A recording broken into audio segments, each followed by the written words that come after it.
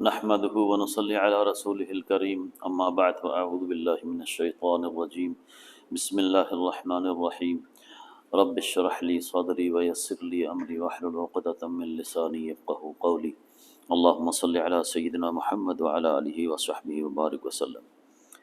پچھلے لیکچر میں ہم نے کچھ علامتیں سیکھی تھیں جن سے الفاظ کو بنانا، کسی بھی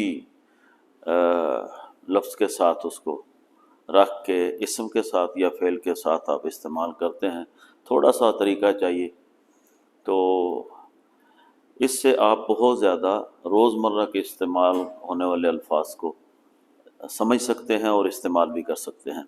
اسی کا یہ ایک دوسرا حصہ ہے کہ ہم جو علامات ہم نے اس وقت کہا تھا کہ الف تا یا نون، یہ 4 علامات، اس میں سے ایک علامت تا، یا اردو میں جسے تے کہتے ہیں آپ، آج اس پہ ہی صرف تھوڑی سی بات ہوگی۔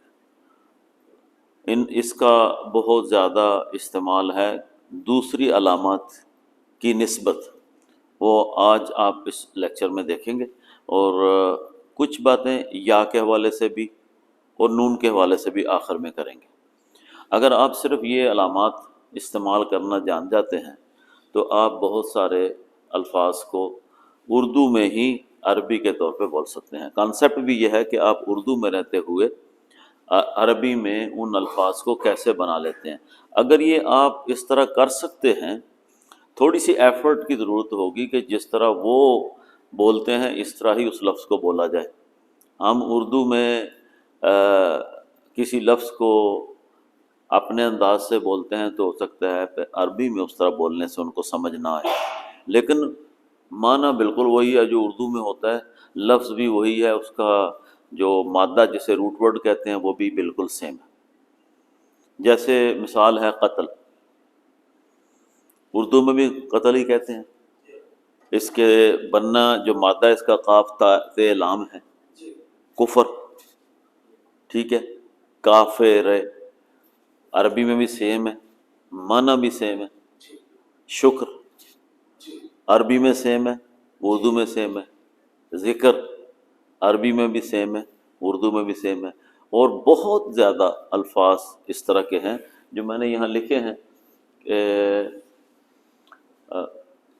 جو تھوڑی سی صبر ہے، علم ہے، عمل ہے، ٹھیک ہے۔ تو صرف کیا ہے کہ پچھلے لیکچر میں ہم نے ڈسکس کیا تھا کہ علامتیں جو ہیں اور حرکات جو ہیں یہ بڑا میٹر کرتی ہیں عربی زبان میں۔ اگر آپ عربی زبان میں ان چیزوں کا خیال نہیں رکھیں گے تو آپ عربی نہیں بول سکیں گے، اگر بولیں گے تو آپ غلط بولیں گے، سمجھ نہیں آئے گی۔ پہلے ہم نے کوئٹی عربی بولنے کے لیے جو ایفرٹس کی، تو بیچ میں مجھے محسوس ہوا کہ ہمیں نا تھوڑا سا اور بنیادی معلومات اپنے ساتھ کیری کر لینی چاہیے۔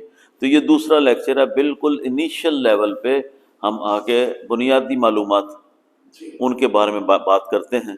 تو پچھلے جمعے ہم نے کیا تھا حال کے بارے میں، حال کے بارے میں کہ اگر کسی فعل کے ساتھ آپ کیا اٹیچ کریں تو وہ ترجمہ حال میں، یا پھر ہم نے کہا مستقبل کی بات علیحدہ کریں گے، تو ہم نے 4 علامتیں سامنے رکھی تھیں، الف تا یا نون، اور اس کے بارے میں ہم نے پریکٹس کی تھی، ٹھیک ہے۔ تو اس کو بھی ساتھ ہم لے کے رکھیں گے، اور یہ ایک چیز اضافہ کر لیتے ہیں کہ فعل ماضی میں اگر آپ نے بات کرنی ہے، ماضی میں اگر آپ نے بات کرنی ہے گزرے ہوئے زمانے میں، تو تا کا اس میں کیا عمل دخل ہو سکتا ہے؟ ہمارے ہاں تا جو ہے وہ بحیثیت حرف ایک ہی تا استعمال ہوتی ہے، لیکن عربی میں وہی تا 4 مختلف ترجمے دیتی، بس یہ فرق دیکھ لیں۔ وہی تا ہے جس کو ہم تے کہتے ہیں اردو میں، لیکن وہ 4 مختلف ترجمے دیتی ہے۔ تو اسی سے میں نے شروع کیا۔ میں سمجھتا ہوں آج ہم نا فعل ماضی کی گردان کو بھی ساتھ میں اس کا حصہ بنائیں گے، تاکہ سب کچھ وہیں سے نکالا گیا، اور اگر ہم مضارع کی گردان بھی ساتھ اٹیچ کر لیتے ہیں تو جو لوگ فصحیٰ پڑھ رہے ہیں کلاسیکل لینگویج پڑھ رہے ہیں ان کے لیے یہ بالکل میرا خیال ہے کہ اس لیکچر کی ضرورت بھی نہیں ہے. لیکن ایک فائدہ ضرور ہے کہ بہت سارے پڑھنے والے عربی میں اپنی ریہرسل کو تو بالکل بڑا سپر کر لیتے ہیں، ترجمہ کی طرف ان کی نظر نہیں ہوتی. یہ نہیں کہ انہیں پتہ نہیں ہوتا، نظر نہیں ہوتی، خیال نہیں ہوتا، اور وہ خیال نہ ہونے کی وجہ سے بہت زیادہ گرامیٹیکلی بحث کرنے کے باوجود بھی ایک جملہ بول نہیں سکتے. بولنا چاہیں تو بول لیں گے، لیکن کبھی وہ اس طرح توجہ ہی نہیں آتی، وہ اسی میں ہی چلے جاتے ہیں. اور پڑھانے کا انداز بھی جو مدارس میں وہ یہی ہے کہ عربی میں گردانے یاد کرو، عربی میں قاعدے کلیے ان کو امپلیمنٹ کرو، انہی عربی کے الفاظ کو بناؤ، توڑو، جوڑو، تو اس میں ہی وہ زندگی گزر جاتی ہے. لیکن عام لوگوں کے لیے یہ سب سے بہتر ہے کہ بھئی اردو میں جو تے ہے وہ صرف ایک مقصد کے لیے استعمال ہوتی ہے. یہاں پہ تے جو ہے اپنی حرکت ساتھ لے کر 4 مختلف معنی دیتی ہے. یہ آپ نے دیکھنا ہے. اگر اسی تے کے اوپر وہ جو ہم کہتے تھے نا بابی بو تاتی تو نانی نو، میں نے وہی بدن رکھا ہے جو قاعدہ آپ نے پڑھا ہوا ہے.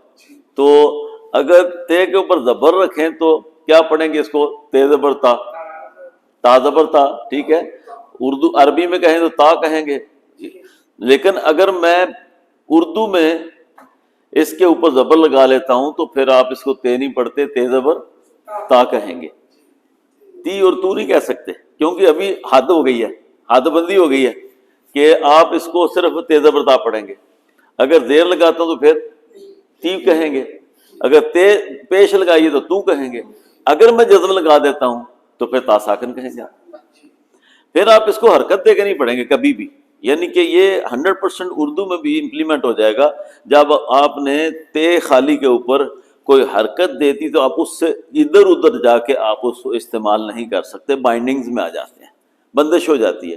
عربی میں یہ چیز ہر لفظ کے لیے کوئی بولے نہ بولے معروف ہے کہ یہ اس وقت تے کون سی ہے.